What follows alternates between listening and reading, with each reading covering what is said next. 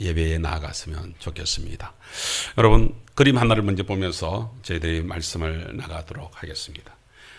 우리가 명절이 되게 되면은 오늘 저 모습을 우리 성도님들 중에서 우리 어르신들은 저게 뭐 모습이다 다 알겠죠. 명절날 차례를 지내는 모습을 저렇게 제가 한번 찾아봤습니다. 우리 아이들한테, 우리 예영이한테, 예영이 제사 지내는 거 경험해 본 적이 있나? 내가 그래 물었습니다. 우리 아이는 없답니다. 차례가 뭔지, 제사가 뭔지 전혀 모릅니다. 벌써 그렇습니다. 저희들은 저렇게 차례를 지내는, 왜 차례를 지냅니까? 어떤 면에서는 조상을 섬기기 위하여서요 라고 말하지만 명절이 추석이 되고 이렇게 해가지고서 할머니가 그렇게 되면은 이제 명절 전날 이렇게 꼭 음식 이렇게 하면은 시루떡이라든지 이렇게 해가지고서 저희 그 이제 한쪽에 북 한쪽에 이렇게 음식을 먼저 차려놓고 고사를, 제사가 아니고 고사를 지냅니다. 저녁에 이렇게 해가지고. 그런데 할머니가 거기서 이제 그 막 비는 것을 옆에서 가만히 들어보면 조상님네들 그렇게 하셔서 우리를 이렇게 하셔서 조상님네들이 이렇게 귀하다, 조상님네들이 이렇다, 그런 얘기는 하나도 없어. 다 뭔 얘기 하는지 아세요? 처음부터 끝까지 살아있는 우리 가족들, 우리 뭐 이게 할머니 생각으로 근속들 이렇게 다 이름을 조목조목 대면서 이 아는 이렇게 사업에 복을 주고, 이 아는 농사에 이렇게 복을 주고, 이 아는 공부에 복을 주고, 이 아는 건강에 복을, 다 복 달라 복 달라 복 달라 복 달라 복 얘기만 하고 있는 거예요. 조상님네들 이렇게 돌봐줘서 감사합니다. 감사는 하나도 없어요. 복 얘기를 합니다. 여러분, 명절날 뿐만 아니라 우리 장례식을 치르고 이렇게 묘자리를 쓰잖아요. 묘자리를 만드는 사람들 보세요. 그 묘자리를 왜 쓰는지 아세요? 왜 명당자리를 찾는지 아세요? 조상님들 잘 섬기겠다고요? 아니요. 그들이 하는 말들은 그 명당자리를 잘못 쓰면 조상님들이 후손들한테 해코지를 할까? 그리고 해코지를 하더라는 거예요. 그래서 집안이 안 풀리더라는 거예요. 그래서 그 집안이 안 풀려서 알고 봤더니 풍수지리를 보는 사람이 묘자리가 잘못되어 있다. 묘자리가 지금 그 조상님들이 영 지금 불편하게 계신다. 그래서 묘자리를 명당자리로 탁 옮겼더니 집안이 잘 되더라 이거예요. 조상님들 잘 생기는 이유는 우리가 좀 잘 먹고 이렇게 복되게 되느냐, 그것이지 조상님들을 어떻게 귀하게 섬기겠다 그런 게 없어요. 잘못하면 조상님들이 우리 후손들한테 와가지고서 해코지를 할까, 그렇게 겁이 난다 이겁니다.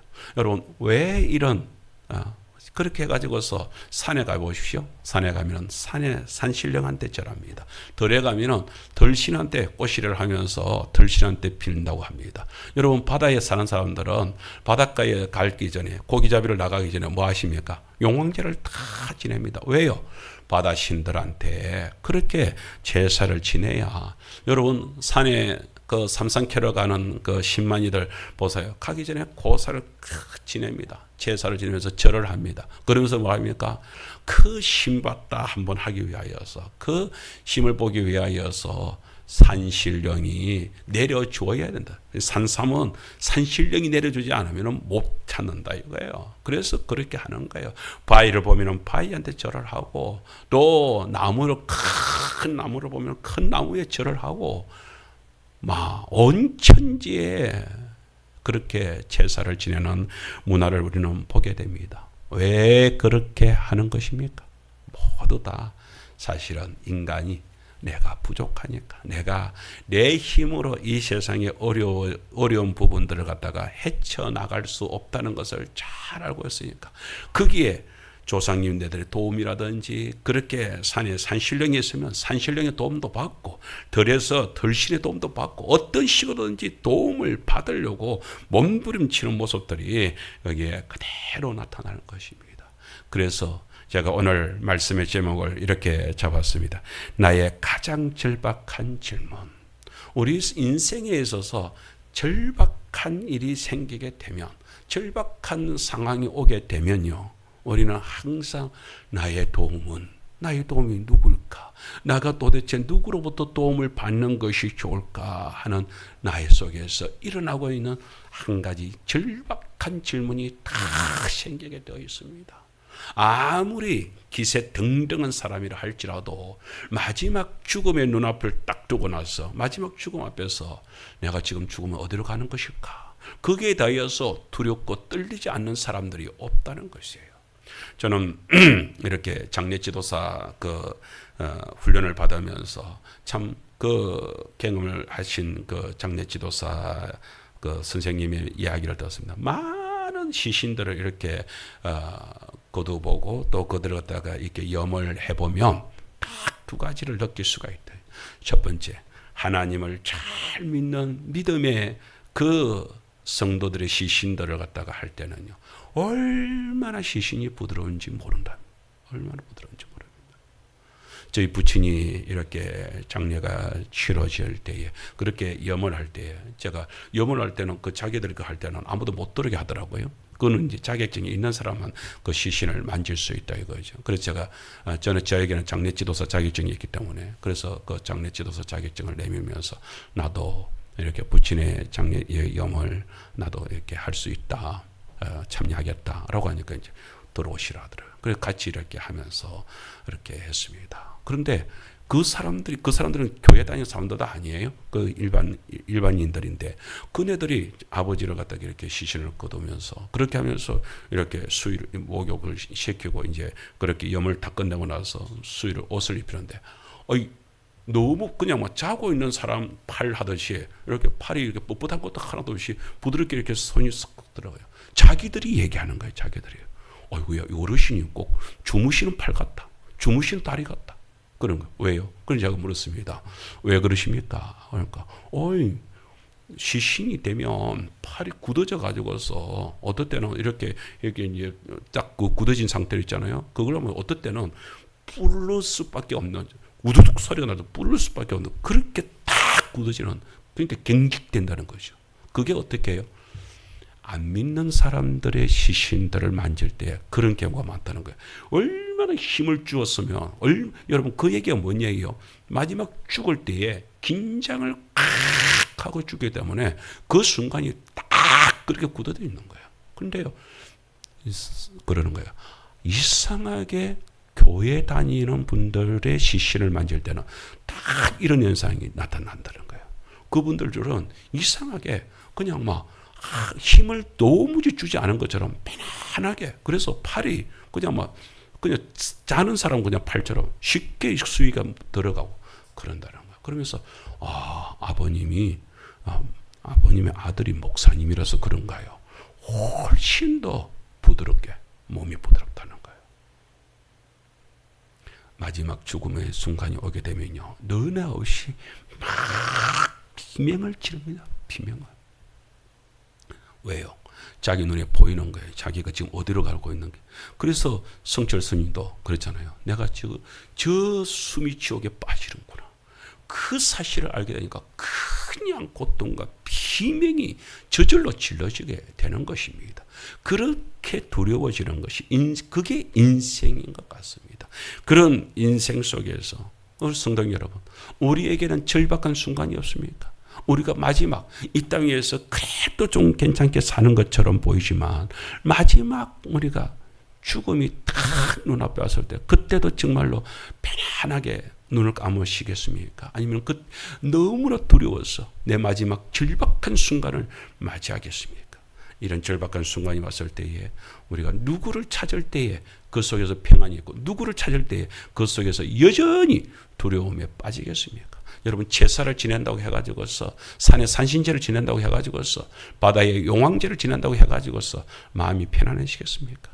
우리 인생은 너나 없이 다 고통의 인생이 다가오는 것 같습니다. 그렇다면 세상 사람들은 저렇게 조상신을 섬기겠다 하시고 그래서 복을 받겠다고 저렇게 하고 있는 가운데서 우리 믿음의 성도들은 누구를 찾아야 할까요? 오늘 거기서부터 출발을 하겠습니다. 두 번째 보겠습니다. 주제를 보겠습니다. 자, 첫 번째 1번 시작. 우리 인생의 참도움자 되시는 한 분이 계십니다. 저는 그 참도움자 되시는 한 분을 여러분들한테 소개하면서 오늘 설교를 시작하려고 합니다. 자, 1절 2절 시작. 내가 산을 향하여 눈을 들리라. 나의 도움이 어디서 올까? 나의 도움은 천지를 지으신 여호와에게서로다. 아멘. 저기 보세요. 내가 산을 향하여. 여러분, 저 시는 시편 121편 오늘 우리 본문의 시는 그 앞에 보세요. 그 책에 성경책에 뭐라고 되냐면은 성전을 올라가면서 부르는 노래다 이렇게 되어 있습니다. 그러니까 성도들이 신앙 이렇게 하면서 성전에 다시 말해 하나님께 예배드리러 가면서 그렇게 부르는 노래입니다. 그런데 저기서 시편을 쓰신 저 시는 누가 썼는지는 모르겠습니다. 그러나 그 성도가 썼겠지. 하나님의 백성이 썼겠는데 내가 산을 향하여 눈을 들리라. 여러분, 예루살렘 그 신전으로 성전으로 올라가려면 거기에는 모든 산들이 빙 둘러 서 있습니다. 그런데 그 산들은 여러분 분명히 저건 처음 그건 아니겠죠. 솔로몬 이후의 시대라고 보게 되면 산들은 이미 누가 다 점령을 했겠습니까? 이방 신들이. 그야말로 거기에 솔로몬이 데려온 그 이방의 여자들, 공주들이 각 나라의 신들을 다 끌고 와가지고서 그것을 어디다가요? 예루살렘 신전은 놔두고 그 주변에 있는 산들에다가 자기들의 온갖 잡신들을 갖다가 딱 산들을 바라볼 때 그 산에는 뭐가 있습니까? 아까 봤던 것처럼 그 세상 사람들이 그 하나님을 모르는 사람들이 그렇게 해가지고서 온 산을 갖다가 우상신으로 칠갑을 둘러놓은 그 산을 보는 거예요. 그 산을 향하여 볼 때에 저들의 도움은 뭐예요? 거기에서 그 우상신에서 도움을 구할 것이라고 그렇게 구하고 있는데 나는 나의 도움이 어디서 올까라고 돌아봤다. 나의 도움은 어디서 옵니까? 그 속에서 저 산들의 참 주인, 저게가 자기들은 자기들이 주인이랍시고 온갖 우상신을 섬기고 있는데 누구는 바위 신을 섬기고 누구는 그렇게 나무 신을 섬기고 그렇죠. 저희 이렇게 명절이 이렇게 되고 이러면은 꼭 그 명절 전날 저녁에 어머니는 전에 교회 안 다니실 때는 그 막 음식을 해가지고 그렇게 해가지고서 꼭 저희 어머니는 가는 곳이 다른 곳에도 이렇게 막 꼬시를 하지만 꼭 한 군데 가는 곳이 있습니다. 그 개천 저 밑으로 내려가게 되면 큰 바위가 있어요. 그 바위가 있으면 거기에 그 밑에 거기에 이미 다른 동네 분들이 다 와서 거기는요 우리 동네뿐만 아니라 인근에 있는 마을 다른 마을에서도 와가지고 이미 좋은 자리 이렇게 딱 차지하고 촛불 켜놓고 음식 차려놓고 거기서 딱 고시를 지내고 있습니다. 어머니도 한 곳을 딱 해가지고 그곳에다가 음식 차려놓고 그렇게 고시를 지내는 그런 일을 합니다. 그러면서 복 주세요, 복 주세요. 그렇게 하면서 또 남은 이제 추석이 되면은 남은 이제 후반기 또 이렇게 조상님들이 잘 돌봐가지고서 우리 잘 살게 평안히 살 수 있고 후손들이 살 수 있도록 도와주세요 하면서 그렇게 빌고 피는 모습들을 바라보게 됩니다. 우리도 예수 안 믿었으면 그냥 그거라도 붙들어야지 뭐 어쩌겠습니까? 그렇게 하는 것입니다. 예수를 믿고 나면요 그 삶이 달라지는 것입니다. 저 시편 성도는 거기서 다른 사람들이 그 산에 온갖 잡신들이 그렇게 우글우글대고 있는 그 주변의 산들을 바라보면서 그러면 저들은 저렇게 섬기고 있는데 나의 진짜 도움은 어디서 올까라고 생각을 해봤다. 그게 뭐예요? 그게 바로 2절입니다. 시작. 나의 도움은 천지를 지으신 여호와에게서로다. 천지를 지으신 누구요? 창조주 하나님. 천지를 지으신 그렇구나. 저 우상신들이 아니구나. 저 바위가 아니구나. 저 산이 아니구나. 저 나무가 아니구나. 저 태양이 아니구나. 왜? 그 모든 것들을 바라보면서 저 모든 것들은 다 뭐예요? 바로 창조주 하나님이 만드셨구나. 하나님이 만드셨대. 하나님. 나의 도움은 천지를 지으신 여호와 하나님. 그 하나님을 노래하게 되는 것입니다. 그래서 제가 하나님이 얼마나 이게 엄청난 분인가를 제가 하나를 소개를 하려고 합니다. 그림 한번 띄워보세요. 여러분, 저게 뭔지 아세요? 저게 제일 처음에 이게 보입니까? 제일 처음 그림이 뭐예요? 남자, 여자. 에? 그래서 남자, 여자가 만났습니다. 결혼을 하는 거예요.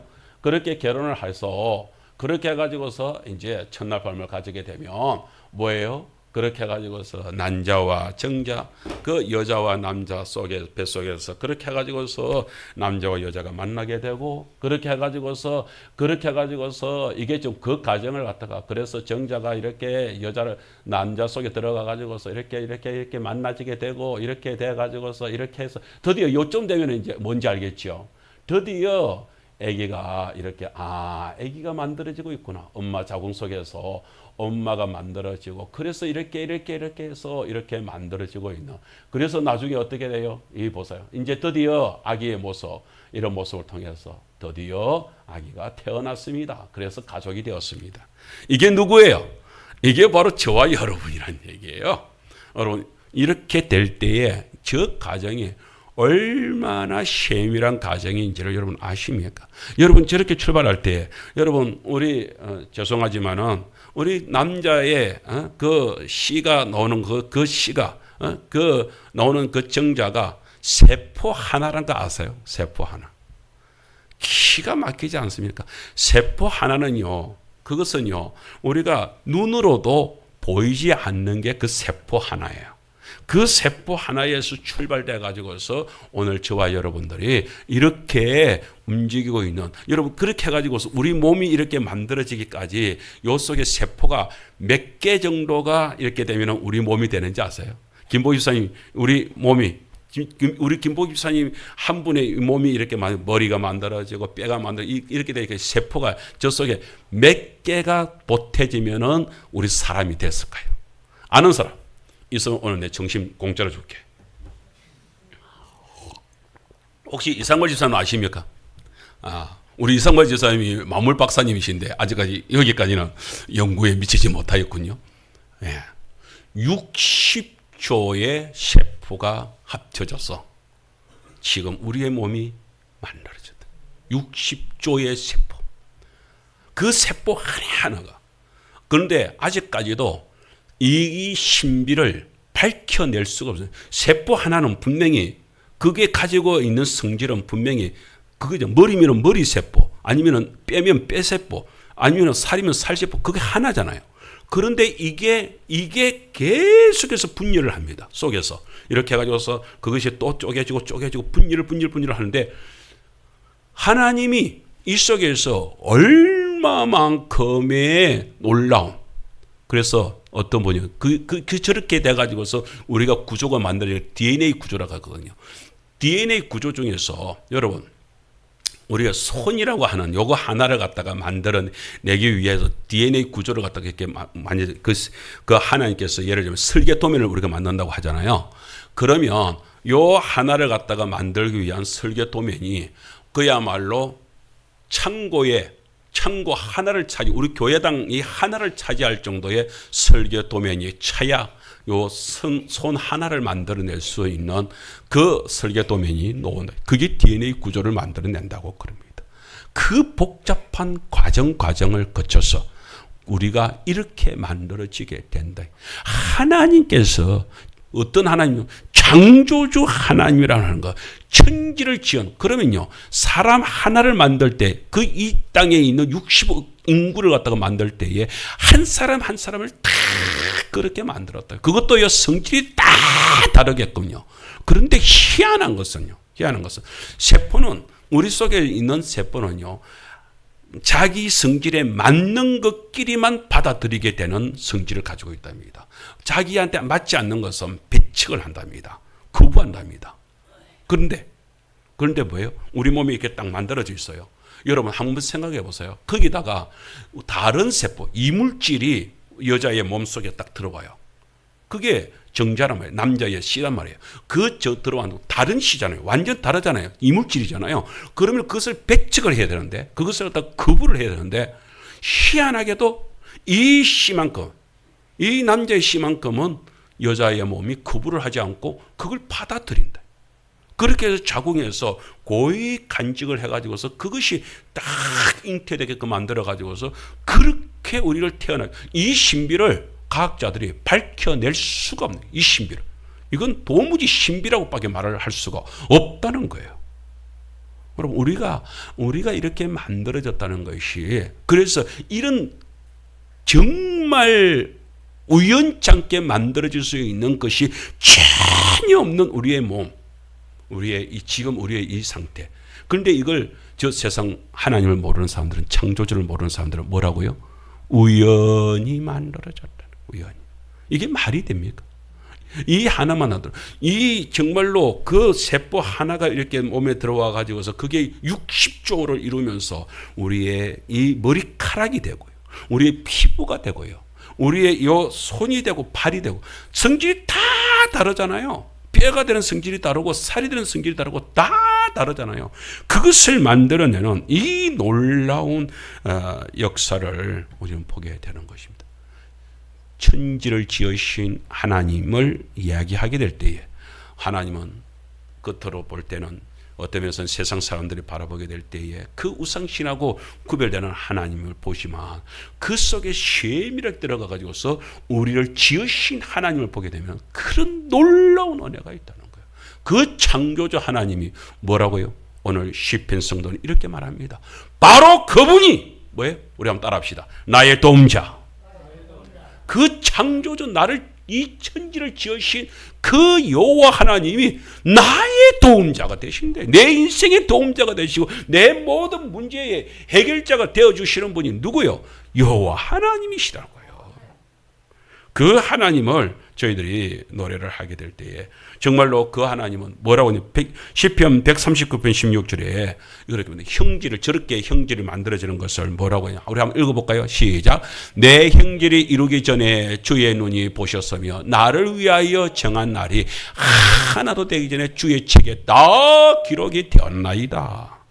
여러분, 우리 하나하나를 만들기 위하여서 주의 책에, 다시 말하자면 하나님이 이 천지를 만들기 전에, 우리를 갖다가 만들어내기 전에, 그 창조 전에 우리 여기 있는 우리 성도들 한 사람 한 사람을 갖다가 그야말로 설계 도면을 만들어 가지고 거기에다가 우리 정순자 여기, 우리 야한수 장로 여기, 이러면서 한 사람 한 사람을 그렇게 해가지고 책에다가 다 기록이 먼저 되고, 그 다음에 우리를 갖다가 그 때가 되면 한 사람 한 사람 만들어내.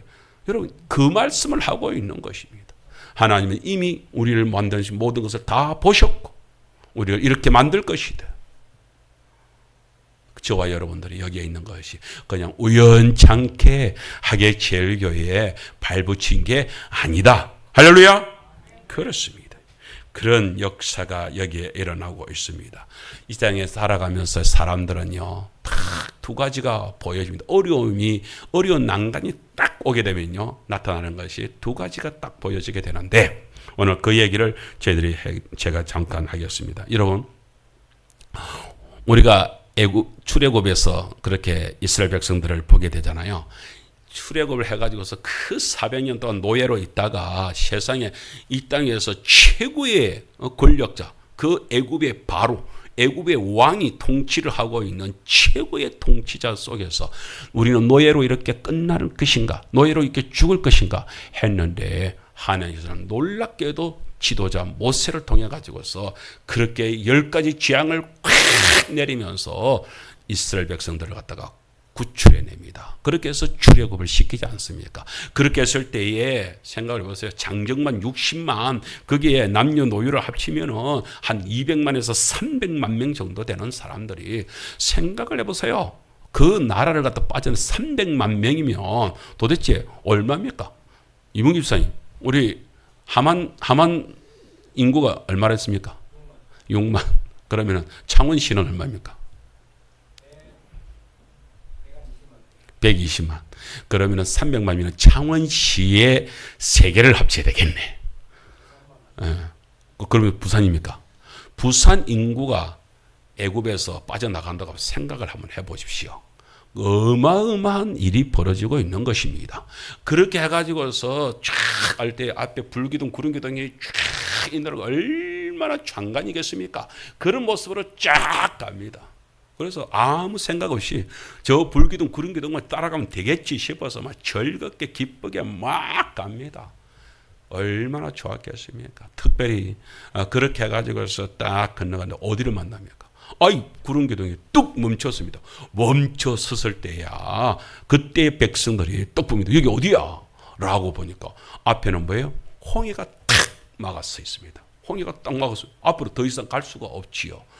물을 건너갈 수는 없잖아요. 뭐 그 300만 명이 때문에 갑자기 뭐 배를 준비했겠습니까? 뭐 아무 건너갈 수가 없어요. 그런데 그때에 이제 저녁 무렵이 되어 오는데 갑자기 뒤에서 막 군마 소리가 막 그 철병거에 그 소름 끼치는 철병거 소리가 막 납니다.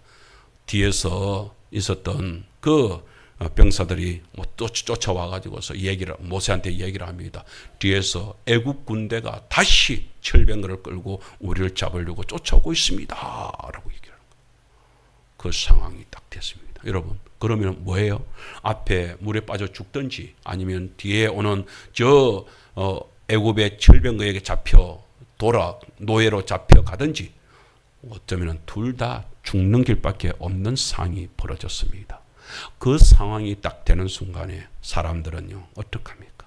여러분들이라면, 여러분들이 그렇게 어려운 힘든 상황이 딱 부딪히면 그때 여러분들은 어떡하실랍니까?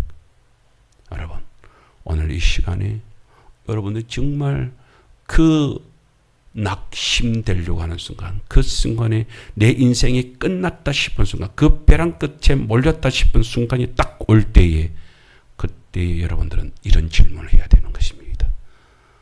나의 도움은 어디서 올까? 나를 돕는 자는 어디서 올까라고 질문을 할 수 있어야 됩니다. 자, 그런 가운데에서 이스라엘 백성들을 먼저 보겠습니다. 이스라엘 백성들은 그런 가운데에서 보았습니다. 그들은 보았습니다. 출애굽기 14장 10절에 이렇게 말하고 있습니다. 시작. 바로가 가까이 올 때에 이스라엘 자손이 눈을 들어 본즉 애굽 사람들이 자기들 뒤에 이른지라 이스라엘 자손이 심히 두려워하여 여호와께 부르짖고. 저는 여기까지 말씀을 딱 읽으면서 야, 이스라엘 백성들 여기서 딱 멈췄으면 하나님께 박수를 받지 않았겠나. 여러분, 심히 두려워. 여러분, 환난이 다가왔는데, 내가 죽을 길이 다가왔는데 두려워지는 것은 당연한 것이지요. 여러분, 나는 막 겁이 없어가지고서 두려움을 모릅니다. 그 사람은 정말 잘못된 사람입니다. 인간이 아니문이다. 사람이 아니니까 그렇죠. 사람이라면 두려운 일들이 생길 수 있습니다. 그건 아직까지 위급하지 않았다는 얘기요. 목숨이 위경에 처하지 않았다는 얘기입니다. 진짜 목숨이 위경에 처하게 되면 두려워지고 겁을 집어먹게 되어 있습니다. 그래서 여호와께 부르짖었대요. 잘하지 않습니까? 그런데 사실은 저 부르짖음이 온전한 믿음의 부르짖음이 될 수가 없습니다. 더 뒤에 있는 말씀을 보게 되면 저 두려움이, 그래서 하나님께 부르짖은 저 부르짖음이 뭔지를 알게 됩니다. 계속해서 11절 말씀을 보게 되면 이렇게 말하고 있습니다. 볼까요? 자, 계속해서 그들이 또 모세에게 이르되 애굽에 매장지가 없어서 당신이 우리를 이끌어내어 이 광야에서 죽게 하느냐? 어찌하여 당신이 우리를 애굽에서 이끌어내어 우리에게 이같이 하느냐? 보세요. 하나님께 부르짖는 것은 잠시요. 자기를 인도한 누구요? 모세를 향하여서 저렇게 얘기합니다. 우리를 여기다 인도해 가지고서 이제 저 애굽에는 땅이 없어서, 매장지가 없어 가지고, 다시 말하면 우리가 묻힐 땅이 없어 가지고서 여기까지 이끌어내 가지고서 물에다 빠져 죽게 하느냐? 왜? 우리가 저기서 지금 탈출을 해 왔으니까 잡혀가는 것은 곧 죽음이요. 여기서 물에 빠져 죽는 것도 죽음이요. 아니 우리를 갖다가 무덤으로 인도했느냐 이 얘기를 하는 것입니다. 무덤으로 인도했느냐. 어떠십니까? 우리 성도 여러분 인생을 살아오면서 여러분들은 이렇게 살아오면서 모든 인생이 순탄하여서 저런 어려운 일을 당해보지 않았습니까? 그래서 원망은 해본 적이 없습니까? 때로는요 사람들이 그럽니다. 많은 사람들이 이렇게 신앙 상담을 해보면요 왜 하나님이 그 다니엘 기도 때 보세요. 다른 사람들한테는 그렇게 답이 많은 것 같던데 그렇게 응답을 하는 것 같던데 왜 그 하나님이 나에게는 답을 안 주는지 몰라. 그죠? 그래서 하나님은 나를 잊어버린 것 같아요 라고 말하는 수많은 경우들을 보게 됩니다. 사람들이 어려워지면 눈을 들어 뭐가 보입니까? 우리를 공격하고 있는 그 무리가 눈에 탁 들어. 그런데요 모세를 보세요. 모세는 그 애국 군대가 쳐들어오고 있는 소리도 들었고 정보도 제일 먼저 들었을 것인데 그럼에도 불구하고 그때에 모세는 뭐라고 얘기를 합니까? 출애굽기 14장 13절 보세요. 시작. 모세가 백성에게 이르되 너희는 두려워하지 말고 가만히 서서 여호와께서 오늘 너희를 위하여 행하시는 구원을 보라. 너희가 오늘 본 애굽 사람을 영원히 다시 보지 아니하리라. 뭐 하지 마라? 첫 번째 두려워하지 말고 그 다음에 뭐 하라고요? 가만히 서서 여호와께서 오늘 너희를 위하여 행하시는 구원을 보라. 아니 지금 애국 군대가 저렇게 지금 쳐들어오고 있는데 저렇게 지금 마병을 이끌고 지금 쳐들어와서 우리를 당장 잡으려고 하는데 그 군대가 모세의 눈에 들어오는 것이 아니고 너희가 오늘 본 애굽 사람을 영원히 다시 보지 아니하리라. 왜 이렇게 말씀할 수 있느냐? 그 다음을 봐야 이 답이 나옵니다. 여러분 14절 말씀을 보겠습니다. 자, 크게 이문규 지사님 크게 시작. 그게 큰 소리입니까? 크게 시작. 안 되겠다. 혼자서는 안 되겠다. 같이 시작. 여호와께서 너희를 위하여 싸우시리니 너희는 가만히 있을지니라. 이 정도는 돼야지. 여호와께서 너희를 위하여 싸울 것입니다. 당신들을 위하여서 여호와께서 싸우십니다. 가만히 여러분들은 지금 상황을 지켜보십시오. 아니 지금 군대가 저렇게 몰려오는데 어떻게 지금 이러고 있잖아요. 여러분 하나님이 보이지 않는 하나님이라 하여서 너무 하나님을 우습게 보지 마십시오. 어렸을 때 그 생각이 납니다. 어렸을 때가 아니라 이제 고등학교 때 교회 다니면서 고3이 됐는데 고3이 돼도 막 일요일마다 막 교회를 막 쫓아가니까 할머니, 할아버지들 시작해서 아버지, 어머니가 그래도 고3이니까 이제 공부해야 안 되나? 고3인데 어떻게 교회를 가냐 이거지. 그러면서 저희 할머니가 그러는 거예요. 아가, 네가 교회에서 기도한다고 하늘에서 쌀이 나오겠나? 밥이 나오겠나? 네는 결국 공부를 해야 되는데 와 하나님만 그렇게 찾노. 그때 제가 진짜 신앙을 제대로 알고 성경을 제대로 알았으면 내가 큰 소리 쳐서 그랬거든요. 예! 하나님만 붙들면 하늘에서 쌀도 나옵디다! 하고 고함을 질렀을 거지. 내가 그때 이 만나 사건을 몰랐어. 만나 사건을. 하나님께서요. 하나님을 붙들고 가니까요. 하늘에서 하나님이 만나를 매일매일 퍼부어주잖아요. 그 광야에서 물이 없을 때에 하나님께서 그 광야에서 물이 나게 해주잖아요. 그 광야에서요. 왜 우리는 그 사실을 놓치버립니까?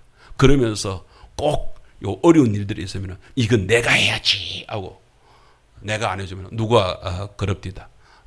어머니가 처음에 교회 나오면서 엄마 일요일은 교회 가지 마. 아니 일하지 마세요. 일하면 안 돼요. 그렇게 얘기하니까 엄마가 그러는 거예요. 자기가 그래가지고서 누워 있어 봤대. 교회 갔다 와가지고 오후가 됐는데 교회 가가지고 딱 누워 있는데 꿈을 꿨는데 밭에 갑자기 막 잡초가 확 솟구쳐 오르는 꿈을 꾼 거야. 놀래가지고 밭을 뛰어나가 봤대. 그러더니 밭이 아무 이상도 없더래.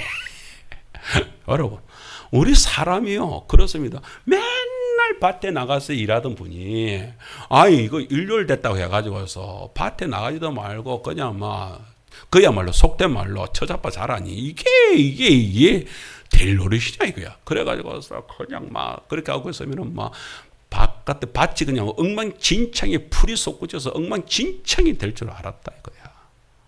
사람이 그렇거든요. 그래서 자기가 일을 해야 되는 줄 알고 사람들은 그렇게 빠지게 되는 것입니다. 꼭 내가 해야만 이 어려운 문제를 내가 해결해야 된다가 생각만 가지고 있지 하나님이 지혜를 준다는 생각은 꿈에도 하지 않습니다. 그러다가 무너지는 것입니다. 무너지는 것입니다. 오늘 보세요. 이스라엘 백성들은 오로지 저 백성들은 보는 게 뭐예요? 애국 군대, 저 엄청난 애국 군대 이제 우리 죽었구나 하는 거예요. 그런데 뭐예요? 모세는 믿음으로 바라보니까 아니야. 너희들은 하나님이 싸워주고 하나님이 도움자가 안 되면 너희들은 이길 수가 없어 라고 얘기해요. 그래서 하나님이 어떻게 싸우는지 봐라 이거예요. 하나님이 어떻게 싸우십니까? 하나님이 애국 군대가 확 쳐들어오고 있습니다. 그렇게 마병을 이끌고 막 들어오면 이 노예부분들이 군사가 있으면 아무것도 없는 거예요. 완전히 그냥 무너질 수밖에 없는데 갑자기 구름 기둥이 확 옮겨져 갑니다. 그렇게 해가지고서 그 마병 앞에 딱 섭니다. 여러분 구름 기둥이라는 게 뭐예요? 그 구름 기둥은 땡볕에서는 시원하게도 해주지만 이 백성들 앞에서는 그 밤에 갑자기 그 애국 군대를 향하여서 갑자기 흑암이 확 몰아치니까 어둠 속에 빠져가지고서 꼼짝을 못하게 만듭니다. 대신에 불기둥은 어디로 향했습니까? 불기둥은 이스라엘 백성들을 향하여 탁 서 있습니다. 대낮같이 훤하게 밝혀지면서 그 따뜻한 기운이 이스라엘 백성들을 쫙 감싸기 시작합니다. 그때 하나님께서는 두 번째 일을 벌이게 됩니다. 어떡합니까? 모세로 하여금 그 지팡이를 내밀어서 바다를 향하게. 그러니 갑자기 어디선가 동풍이 확 불어오면서 바다가 출렁거리기 시작을 합니다. 밤새도록 출렁거리더니. 그런데 그게요 아침이 아닙니다. 성경을 보세요. 성경을 보면은 새벽에 새벽녘이 되었을 때. 그러니까 이미 새벽녘이랑 여기서 성경에서 말하는 새벽이라고 하는 것은 2시에서 6시 사이의 얘기입니다. 그러면은요 몇 시쯤이에요? 새벽 일찍이라고 한다면 한 2시쯤에 그 2시쯤에 바다에 길이 쫙 나게 된 그 길을 갖다 이스라엘 백성들이 쫙 건너가는 것입니다. 그 건너가는 것을 이스라엘 백성 여기에서 애국 군대가 딱 보고 있습니다. 그렇게 보고 있으니까 야 저들이 건너간다. 우리도 가자. 이렇게 해가지고서 어거지로 이제 그 애국 군대가 그 속에 들어갈 수 있도록 구름 기둥이 그 길을 피해 줍니다. 그러니까 그 이스라엘 백성들이 건너간 그 길을 갖다가 쫙 들어갑니다. 들어갔을 때 저 끝에서 그 홍해를 건넌 끝에서 모세로 하여금 그 손을 다시 들게 합니다. 그 지팡이를 들게 했더니 그 열려졌던 그 홍해의 바다가 양쪽으로 딱 닫혀버리는, 그래서 그들이 거기에서 수장을 당하게 되는 엄청난 일이 벌어지게 됩니다. 하나님은 어떻게 싸워요? 바로 이렇게 하나님은 하나님의 백성들을 위하여서 싸워 주셨던 것입니다. 할렐루야. 그게 하나님의 역사였습니다. 우리는 그 사실을 쉽게 놓치고 있습니다. 하나님의 도우심은요, 그래서 이스라엘 백성들을 살려내는 것 아니겠습니까? 오늘 우리 하계 제일교회를 바라보더라도요, 하나님은 어떻게 우리를 도우셨습니까? 참 우리가 지금 우리 이렇게 교회에서 이웃초청 잔치를 이렇게 수월하게 이렇게 하고 있지만, 사실은 제가 우리 불교 있을 때 얘기했잖아요. 그 300만 원 그 행사비를 준비가 안 돼 가지고서 성도들과 잘못했으면은 한복판 목사하고 싸움이 날 뻔할 정도로 그렇게 위기 상황이 온 적도 있습니다. 오늘 우리 학예 지역에도 마찬가지일 거예요. 우리가 이 초청잔치를 하게 되면 이렇게 음식 준비며 상품이며 이런 준비를 하게 되면 돈이 만만치 않게 듭니다. 그걸 가을이고 봄이고 이렇게 할 수 있겠습니까? 만약 우리 성도들 헌금을 해서 합시다 하면 맨날 시험들 시작도 못했을 것입니다. 참 목사가 그렇게 일을 벌이려고 하는데 자금이 마련이 안 되니까 참 이걸 갖다가 터뜨릴 수도 없고 어떻게 해야 되나 고민이 참 많았습니다. 그런데 마침 우리 장로님 돌아가시면서 1년에 경상비 300만 원이 들어오는 그 김성길 장로님으로부터 받는 그 300만 원도 이게 계속해서 받아질 수 있을까? 아버지가 돌아가시고 나면은 지원을 해줄까?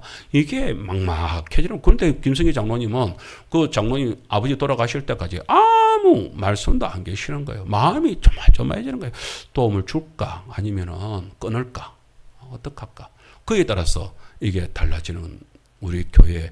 사실은 1년 300만 원이라지만은 그건 저희로서는 그게 만만치 않은 돈이었단 말입니다. 드디어 장례식이 끝나고 장로님을 만나게 되어졌습니다. 그런데 장로님이 뜻밖의 말씀을 해주시는 거예요. 오히려 교회 지원을 하되 이것을 전적으로 전도 선교, 고향 땅을 위한 전도 선교를 위한 목적 헌금으로 전환하겠습니다. 그렇게 해주시겠습니까? 저희들이었으면 너무 좋지요. 너무 좋지요.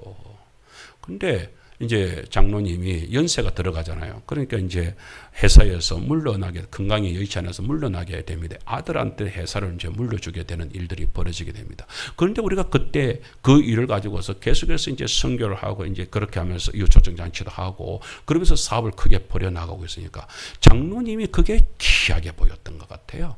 그래서 그리고 나서 조금 있다가 장로님이 200만 원을 더 보태서 500만 원을 만드셨습니다. 500만 원을 저희들한테 지원을 해주기로 작정을 했습니다. 그리고 나서 그 200만 원을 자기가 하는 것이 아니라 회사의 이름으로 200만 원을 이렇게 연결을 시키더라고요. 왜 그랬냐 했으니까 장로님이 아들한테 내가 이렇게 하고 있다는 것을 갖다가 보여주면서 네가 나중에 내가 없어도 네가 계속해서 이렇게 좀 했으면 그런 이제 연결체를 그렇게까지 했는데도 아들이 나중에 안 하면 그건 제가 뭐라고 할 수도 없다. 하지만 그 연결책을 만들어 놓으려고 그렇게 했다라고 저한테 얘기를 해주는 거예요. 여러분, 그래서 지금 우리가 그렇게 해가지고서 행사비를 갖다가 500만 원 지원을 받으면서 그러면서 복음을 전가할 수 있는, 그래서 지금 이렇게 우리가 전도 활동을 갖다가 원활하게 할 수 있도록 만드는 것이잖아요. 하나님께서 그게 우연찮게요? 그냥 그렇게 된다고요? 하나님께서 우리의 이 계획을 아시고 또 우리 하나님께서 이 학예 땅을 이렇게 복음화시키고자 하는 하나님의 열심이 있으니까 누구를요? 그렇게 장로님의 재정 있는 장로님을 갖다가 그 장로님이요 그 500만 원으로 이렇게 전국할 때 회사가 잘 되고 있었을 때가 아닙니다. 회사가 너무 어려워가지고 두 개 회사가 이렇게 그 작은 아들 큰 아들 이렇게 나눠졌었던 것을 갖다가 어쩔 수 없이 그 회사가 너무 어려워가지고서 회사를 갖다가 합치면서 작은 아들은 그래서 이민을 가고 큰 아들이 그 회사를 갖다가 전체적으로 맡아서 할 수밖에 없는, 그렇게 그 회사가 어려웠다고요. 그 어려워진 회사 속에서도 복음만큼은 성교비만큼은 내가 죽을 때까지 내가 살아있는 동안에는 성교비를 줄일 수는 없습니다. 이게 장로님의 뜻이었다고요. 그게 그렇게 되는 게 쉽다고요. 하나님께서 그 장로님의 마음을 움직여주지 않으면 결코 그런 일은 일어날 수 없는 일이라고 저는 확신을 합니다. 하나님께서 그렇게 저희들을 만들어주셔서 그래서 우리가 일들이 이루어지게 돼요. 도움자 되신 하나님은 어떻게 우리 속에서 그렇게 모든 일이 원활하게 복음을 전가할 수 있도록 또 하나님께서는 역사를 해 주신다 하는 것을 저희들은 보게 되는 것입니다. 이렇게 도움자 되시는 하나님이 우리에게 오셔서 도움을 주실 때 어떻게 하신다고요? 두 번째 말씀을 저희들이 보겠습니다. 그분은요, 우리에게 오셔서 일하시면서 우리를 지키시기 위하여서 뭐 하신다? 졸지도 아니하신다, 주무시지도 않으시는 하나님이심을 믿으시기를 주여 축복합니다. 오늘 시편 121편 3절 말씀인데 시작. 여호와께서 너를 실족하지 아니하게 하시며 너를 지키시는 이가 뭐하지 않으신다? 졸지 아니하시리로다. 우리 성도님들의 예배 시간에 조는 일이 있어도 우리 하나님은 절대로 졸지 아니하십니다. 할렐루야. 우리 하나님이 꿈뻑꿈뻑 이렇게 해가지고서 졸아버리면 되겠습니까? 하나님은 안 좋으신다는 거예요. 저는 어렸을 때에 여러분 이문기 지사님 초등학교 1학년 들어가서 아버지한테 받은 선물이 뭡니까? 있습니까? 여러분 초등학교 1학년 들어가서 혹시 여러분들 받은 선물이 있습니까? 우리는요 시골에서 자랐잖아요. 저희들은 어렸을 때 다 이러고 어렸을 때 그러니까 그야말로 6살 7살 이렇게 초등학교 들어가기 전에는요 집에서 형들이 지는 지게를 못 지게 하더라고요. 지게는 언제 지느냐? 1학년 들어갈 초등학교 1학년 입학을 할 때 그때의 할아버지가 입학 선물로 어린 그 꼬맹이가 지는 지게 선물을 해주는 거예요. 지게 한번 사진 한번 띄워보세요. 그렇게 지게를 하는데 여러분 우리가 알잖아요. 텔레비전에 제가 아닙니다. 그냥 사진 하나 그냥 올린 것에 불과한데 여러분 저 애들 보세요. 지게가 몸에 딱 달라붙잖아요. 여러분 가끔 드라마 같은 거 보십니까? 보면은 딱 두 가지 모습이 있습니다. 지게를 촌의 모습이 그려지는데 배우가 지게를 지는데 그 지게가 어렸을 때부터 몸에 안 익어 있는 사람이 질 때는요. 그 얼마나 어설픈지 아세요? 그게 진짜 어설픕니다. 그러나 어려서 지게를 딱 아는 사람이 딱 지게를 지면요. 지게가 몸에 탁 달라붙습니다. 지금 저 애들 보세요. 그냥 아주 자연스럽잖아요. 저렇게 되는 게 쉽지가 않다고요. 꼭 그런 모습들을 보게 됩니다. 어렸을 때 초등학교 때 이제 할아버지가 이제 지게를 처음 이렇게 탁 하면은 그때부터 이제 지게 되면요. 저게 짐을 들고서 저렇게 편안하게 이게 걷게 되는 게 아니란 말이죠. 저게 이상하게 짐을 지면 까딱 잘못하면 그냥 부그러지고 이런단 말이에요. 그 균형을 딱 맞추는 연습, 이거요. 자전거 연습만큼이나 연습을 잘해야 돼요. 그러면 할아버지가 학교 갔다 오면은 할아버지는 맨날 바깥에서 지게 지고 온나 이러고 해서 지게 지고 와가지고서 할아버지 앞에서 그리고 집도 몇 개를 해가지고 집을 그렇게 새끼줄 해가지고서 묶어가지고서 자 저 봐라 이렇게 해가지고서 그걸 지는 연습을 한참 이렇게 연습을 합니다. 그래도 산에는 형들과 같이 산에는 못 가게 합니다. 왜요? 잘못하면 구부러질 수 있으니까. 그래가지고서 어느 정도까지 이제 지게를 지고 이제 자연스럽게 해가지고서 집에까지 가지고 지고 와가지고서 이제 부를 수 있을 정도가 되면은 그 다음에는 이제 아버지가 2차적으로 이제 지게를 지고 이제 같이 산에 가자 이럽니다. 산에 가서 아버지가 자그마한 이제 보통이로 이제 만들어 주지요. 그렇게 만들어 주면 그렇게 이제 짐을 지잖아요. 그러면 아버지가 꼭 당신 앞에서 이렇게 제가 이제 걸어가게끔 이렇게 합니다. 걸어가다 보면요, 이게요, 까딱 잡으면 이제 산길에는 돌뿌리가 많잖아요. 저 지게 찍어요. 돌뿌리 요만한 돌이라도요, 탁 걸리면요, 바로 꼬꾸라집니다. 그런데, 그래서 딱 해가지고서 넘어지려고 하는 순간, 제가 이거 팍 넘어지려고 하는 순간에, 뭐가 이거 뚝 잡아지는 거예요. 했더니 아버지가 뒤에서 확 잡아지는 순간에 저를 갖다가 딱 잡아준 거예요. 그래서 제가 넘어지지 않았죠. 뒤에서 아버지가 얘기하는 거야. 내가 있다. 내가 잡았다. 걱정하지 마라. 여러분, 우리는 그냥 걸어가는 것처럼 보이지만 아버지는 계속해서 뒤따라오시면서 뭐만 보는 겁니까? 내 침만 보는 겁니다. 내 발걸음만 보는 겁니다. 내가 조금이라도 거기서 어설프게 확 자빠질 것 같으면 탁 잡아주려고. 그래야 내가 지게를 지고 애가 한번 엎어지도 생각해 보세요. 얼마나 큰일 나겠습니까? 그런데 그렇지 않게끔 딱 잡아주는 아버지. 그게 뭐예요? 주무시지도 안 하고 졸지도 않으시면서 붙잡아주는 그 아버지의 모습. 그것을 저는 보게 되는 것입니다. 여러분, 하나님께서 우리를 이렇게 지켜주시고 우리와 함께 하실 때에 놀라운 은혜가 있죠. 모세가 광야 40년 길을 이렇게 갔을 때에 모세가 마지막에 자기 40년의 인생을 탁 돌아봤을 때 그 광야에서의 하나님이 자기를 어떻게 인도해 주셨는가 하는 것을 뒤돌아보면서 쓴 글이 있습니다. 신명기 32장 10절에 이렇게 말씀을 하고 있습니다. 한번 같이 한번 읽어볼까요? 시작. 여호와께서 그를 항무지에서 짐승에 부러지는 광야에서 만나시고 호위하시며 보호하시며 그 다음에 자기의 눈동자 같이 지키셨도다. 아멘. 뭐 같이요? 모세가 이걸 하나님이 광야 생활하면서 우리를 어떻게 지켜주셨다? 눈동자 같이 지켜주셨다. 이 눈동자 같이 지켜주셨다는 것은 시편 17편 8절에 이렇게 말씀하고 있습니다. 한번 보겠습니다. 시작. 나를 눈동자 같이 지키시고 주의 날개 그늘 아래에 감추사. 그랬습니다. 여러분, 눈동자를 지키시는 하나님. 여러분, 이게 참 그렇지 않습니까? 여러분, 눈동자가 이게 얼마나 귀합니까? 우리가 볼 수 있다는 게 이게 진짜 귀한 것이잖아요. 그런데 눈동자가 지켜지기 위해서 지금 몇 가지가 지금 하나님은 여기다 동원을 시켜 놓은지 아십니까? 우리 먼저 이렇게 눈꺼풀 있잖아요. 눈썹이 있잖아요. 이 모든 것들은 다 눈을 보호하기 위한, 게다가 눈동자를 갖다가 끊임없이 이렇게 우리가 잘 볼 수 있도록 만들기 위해서 뭐예요? 눈물샘을 만들어 놓으셨습니다. 이 눈물샘이 촉촉하게 우리를 적셔주는 눈물샘을 만들어주지 않았으면요, 우리는 한 시간도 못 버텨서 여러분 이 눈은 고장나게 되어 있습니다. 기가 막히지 않아요. 아까 우리 지으신 창조주 하나님의 역사 보지 않습니까? 하나님은 우리 이 눈동자가 온전하게 지켜지게 하기 위해서, 그래야 몸이 이렇게 모든 것을 움직일 수 있잖아요. 그걸 위해서도 이렇게 세심하게 간섭하십니까? 우리를 보호하시, 나를 지켜내기 위해서, 나를 지켜주기 위하여서 하나님, 오늘 우리 최손자 할머니 이렇게 사모님 차 타고 이렇게 오시면서 나한테 죄송하대. 왜 그러냐? 사모님을 할머니가 빼앗았대. 그래서 서운하시죠? 그러시는 거예요. 아니요.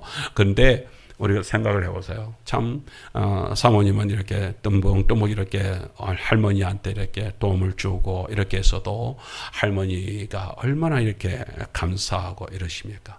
그런데 하나님은 사모님이 우리 할머니를 갖다가 이렇게 돌보고 관심 가지고 그 정도가 아니고 뭐예요?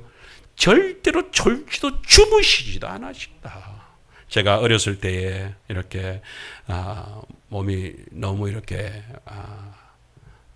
그게 감기 몸살이었는지 뭐였는지 모르게 열이 갑자기 이렇게 확 끌어오르면서, 그러면서 제가 정신을 가누지를 못할 때가 있었습니다. 그래서 나도 모르게 끙끙 앓아 누울 때가 있었습니다. 그래서 이제 밤 동안에 있는데 엄마가 옆에 와가지고서 물수건을 뜨고 와가지고서 그렇게 해가지고서 내 온몸을 벗겨내고 그렇게 해가지고서 몸을 갖다가 닦으면서, 그러면서 머리에는 찬 그 수건을 갖다가 계속 얹어주면서, 저는 그러다가 이제 힘드니까 끙끙 앓다가 이렇게 잠들었다가 눈을 떴다가 이렇게 되죠. 그런데 잠들었다가 눈을 뜨면은 엄마는 옆에서 또 그대로 저를 쳐다보면서 괜찮다.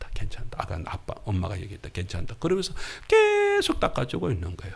저는 잠들었다가 깼다가 잠들었다가 깼다가 하고 있는데 엄마는 그 옆에서 아들이 어찌 될까 싶어가지고서 큰 숨도 주무시지 않고 저를 갖다가 몸을 닦아주고 그렇게 물수건을 갈아주고 하면서, 저를 떠나는 시간은 새물 갈아서 가지고 오는 그 시간 외에는 계속 옆에서 괜찮다 하면서 저는 이제 잠을 깼다가 다시 잠이 들었다 하니까 엄마가 얘기하는 소리가 뭔 얘기도 모르겠는데 엄마는 뭔 얘기를 하지 계속 이야기를 하면서 네가 어렸을 때 이랬다 저랬다 막 이러면서 계속해서 저를 갖다 몸을 갖다가 이렇게 닦아주는 엄마의 그 모습이 기억이 납니다.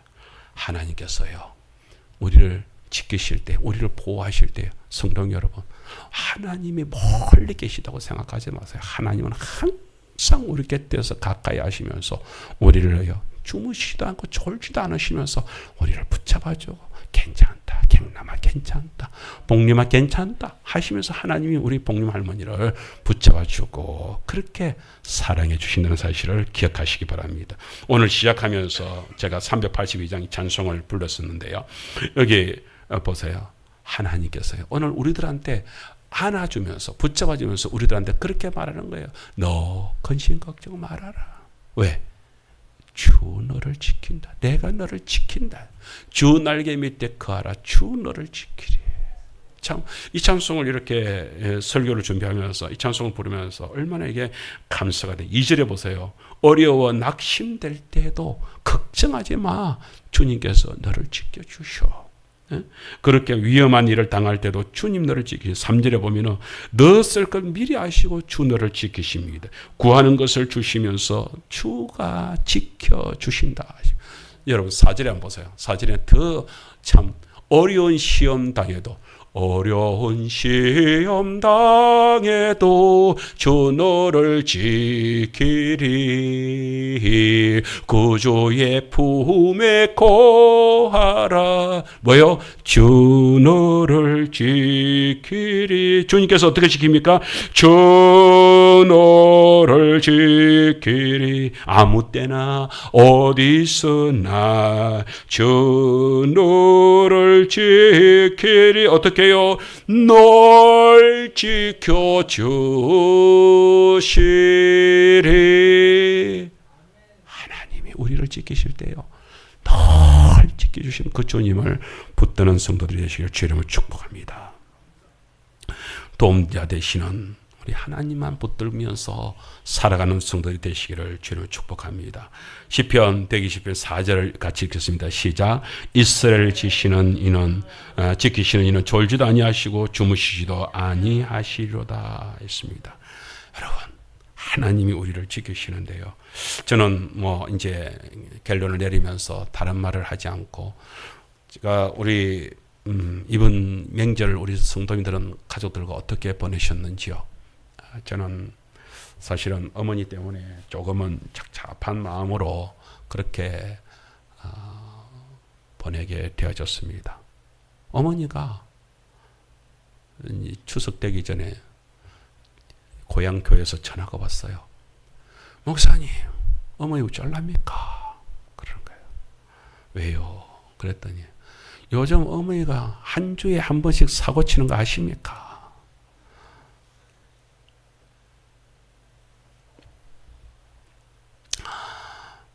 어머니께서 이렇게 대소변을 못 가리시면 그냥 당신이 알아서 지난번에 우리 유기남 권사님처럼 그냥 예배당을 안 가셨으면은 어땠을까 싶은데 모르겠습니다.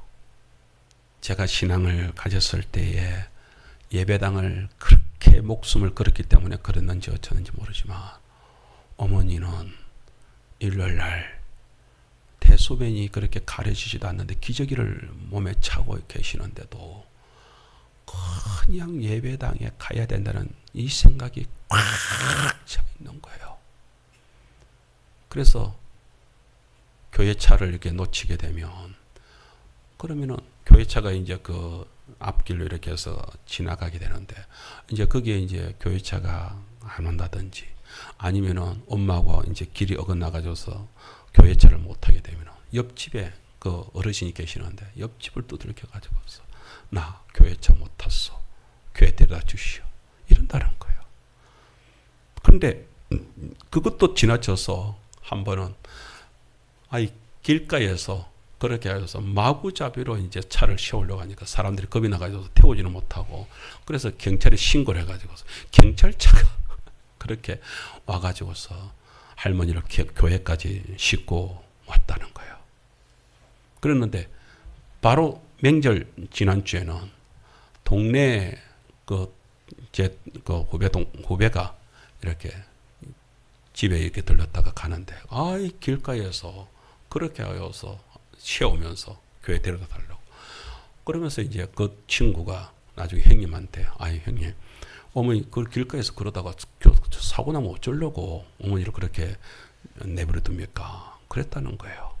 그렇게 하면서 이제 가는데 집에서 어머니 몇 번이나 형님이 그래서 일요일 날 그렇게 교회차가 안 올 수도 있으니까 교회 못 갑니다. 이렇게 이제 대소변이 안 가려지는데 교회를 갈 수 없습니다. 어머니 가지 마세요. 라고 했는데 말을 안 듣는 거야. 그러면서 목사님, 아들 목사라 얘기를 들으니까 형님이 그러는 거예요.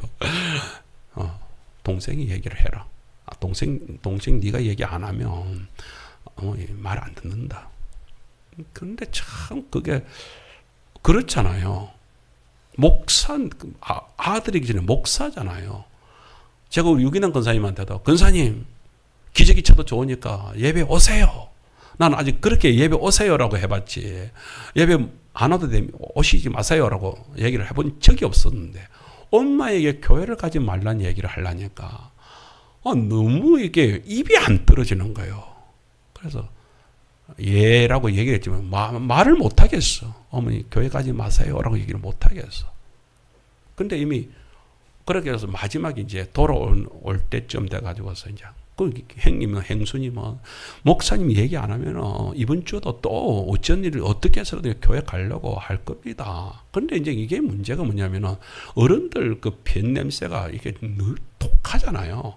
그러니까 어머니는 오시면은 바로 오시고 우리 성경대 집사님 딱 저 자리인데 오시면은 무조건 그냥 뭐 벤이 이렇게 있고 그러면 뒤에 그냥 뭐 있다가 이렇게 와도 되는데 어머니는 무조건 자기 자리에 간다는 거예요. 그러면서 사람들이 앉아 있으면 비키라는 거예요. 내 자리라고.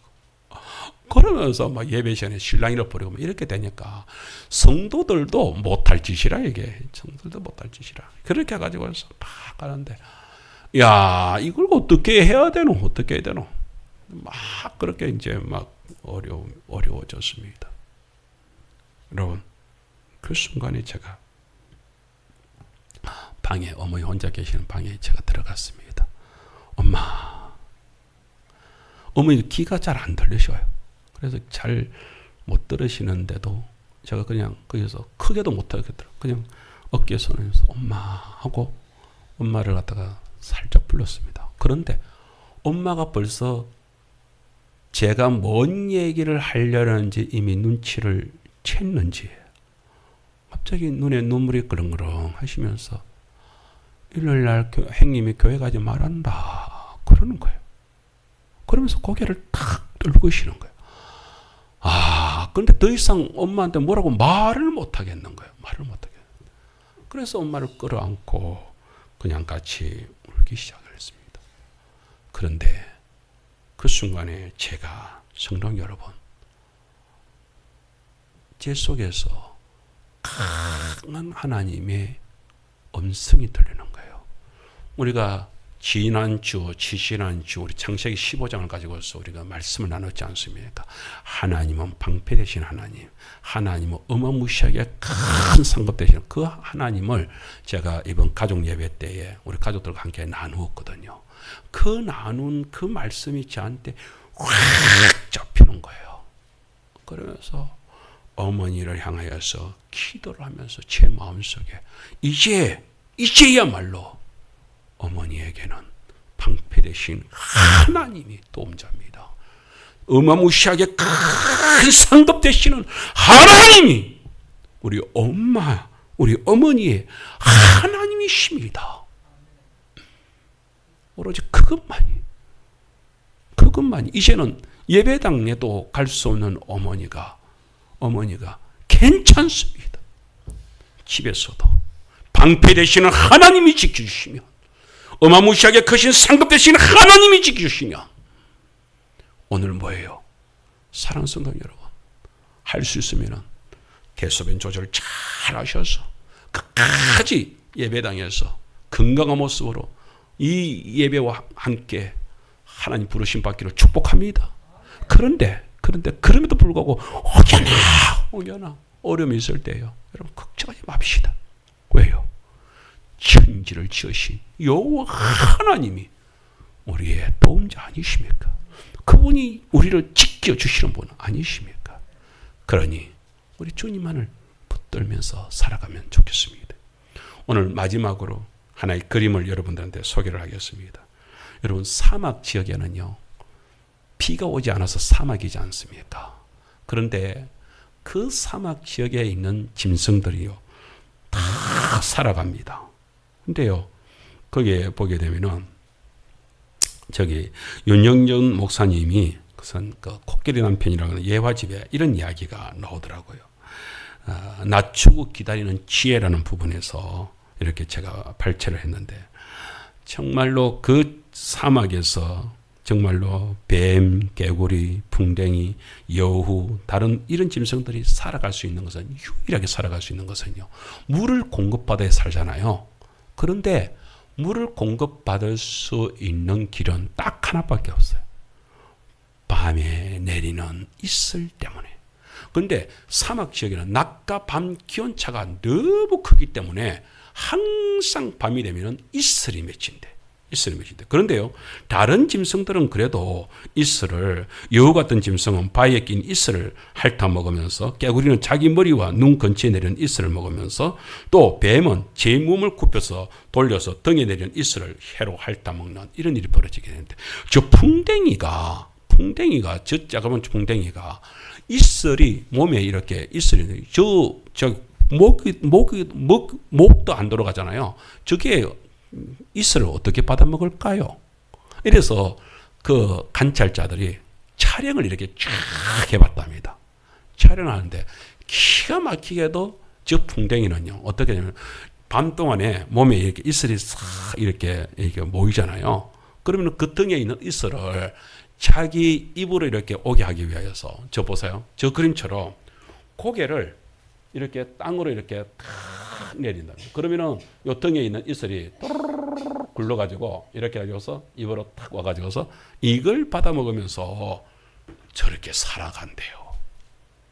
근데 저걸 보면서 저 예화를 보면서 이야 이게 신앙이다. 여러분 아무리 어려워도 아무리 힘들어도요 하나님 앞에 고개를 숙이면 하나님 앞에 머리를 숙이면 하나님의 은혜의 강물이 쏟아집니다.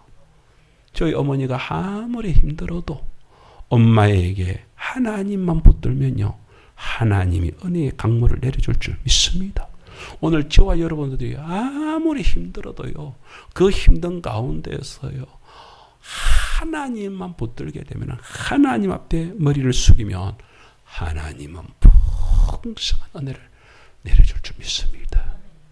우리가 이번 주부터 해가지고서 우리가 시편 121편을 가지고서 다다음 주 그렇게 해가지고서 제가 3주 동안에 121편을 가지고서 제가 계속해서 설교를 할 것입니다. 오늘 한 가지 꼭 기억합시다. 도움자 되신 하나님은요 오늘 우리에게 주신 하나님은 어떤 하나님이요? 천지를 지으신 여호와 하나님이 우리의 도움자가 되신대. 그 천지를 지으신 하나님은 나를 이렇게 지으실 뿐만 아니라 나를 지어놓고 나를 지키고 나를 보호하기 위하여서 뭐하지 않으신다? 졸지도 아니하신다. 주무시지도 아니하신다.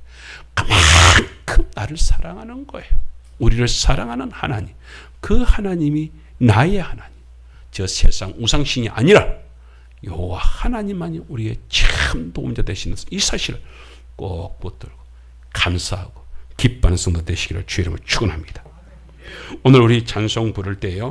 우리 바로 이 121편을 가지고서 찬송을 지었는데 383장입니다. 그래서 1절은 내가, 2절은 네가 이렇게 되어 있습니다. 우리가 이 사실들을 기억을 하면서 우리 부르면서 우리 같이 찬송하겠습니다. 눈을 들어 산을 보니 도움 어디서 옵니까?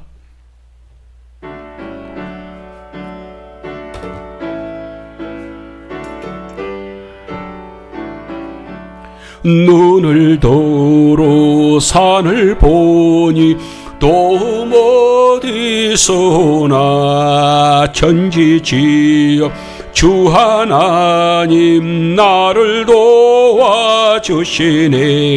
나의 발이 실족아 함께 주가 깨어 지키며 택한 백성 항상 지켜 길을 보호하시니 도우시는 하나님이 내게 그늘 되시니 낮에 해와 밤에 달이 너를 상치 않겠네. 내게 화를 주지 않고 오늘 보호하시며 너의 주리 지금부터 영영 인도하시리.